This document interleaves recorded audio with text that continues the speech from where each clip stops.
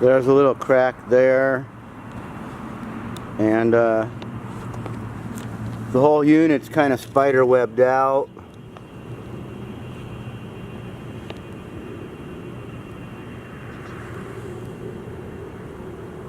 Tar's all rolled back, but if you pushed on this very hard, you'd just push your finger through it probably. It's all fractured from age.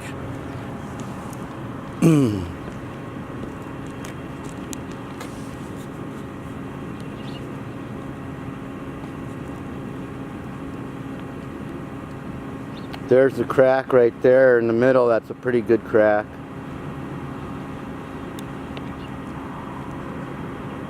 Testing the camera video with auto ISO, 640 shutter, and f-stop 16.